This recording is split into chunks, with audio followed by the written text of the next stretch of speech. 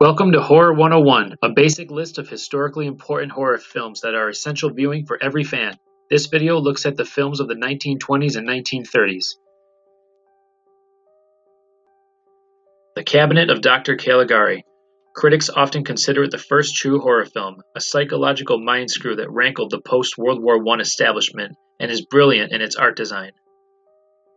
Tim Burton borrowed art design from Caligari for Beetlejuice and even Pee-wee's Big Adventure. Nosferatu. It's one of the first that set a standard for the vampire style, predating the original Lugosi Dracula. Haunting, stylish, and a triumph in art design and makeup. Nosferatu was a major influence on Tim Burton to the point where Christopher Walken's Max Schreck in Batman Returns is named after the actor who played the vampire. The Phantom of the Opera. One of the many films to feature the legendary Man of a Thousand Faces, Lon Chaney. While Chaney will become a horror standard for his painful transformations into characters, horror evolved because of his masterwork in makeup effects. Dracula. It was the standard setter and kicked off the glory days of the Universal Studios monster movies.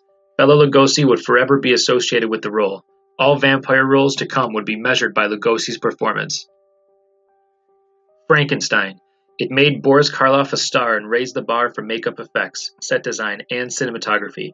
Karloff's monster, it's the monster, not Frankenstein. Frankenstein is the doctor who made the monster. Is still a touching and human portrayal that's never been equaled after scores of remakes and variations. The flat-top makeup design of Frankenstein was trademarked and to this day cannot be used without permission from Universal Studios. Now that's iconic. Dr. Jekyll and Mr. Hyde, the first horror film to win the Academy Award for Best Actor. Frederick March set the standard for the twisted doctor experimenting with things better left alone by man. With solid performances, great visual and makeup effects, it continued horror's Depression-era rise. Freaks. Dracula director Todd Browning's follow-up. This masterful piece of social horror used real freaks against a nightmare circus backdrop that still shocks to this day. England banned it for decades. High on a number of horror filmmakers' top 10 lists as a career influence. Island of Lost Souls. The first of many adaptations of The Island of Dr. Moreau, it fuses science and spirituality in the science fiction Mad Doctor plotline. A masterful performance by Charles Laughton in a film that predated genetic engineering. The Mummy. Another makeup icon triumph for Boris Karloff. The image of Universal's Mummy would be hard to beat and remains so to this day. White Zombie. It's considered the first full-length zombie film that set the archetype for all other zombie films to come.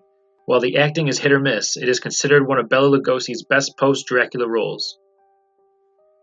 The Invisible Man. Groundbreaking special effects and an Oscar-worthy performance by Claude Rains. Another bar raiser for visual effects as cinema expanded and horror helped to lead the way. The Bride of Frankenstein. One of the best sequels to a great film ever made. Stylish and groundbreaking with a female monster that rivals Karloff in the icon status.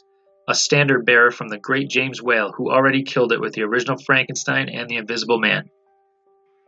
The Bride of Frankenstein would be followed by The Son of Frankenstein, which was the last Universal Studios A-level monster movie, and saved the studio from bankruptcy. And it was the last time Karloff would play the monster in a feature film. Thanks for watching, and be sure to tune in next time when we look at horror movies from the 1940s and 1950s. And as always, be sure to stop by morbidlybeautiful.com.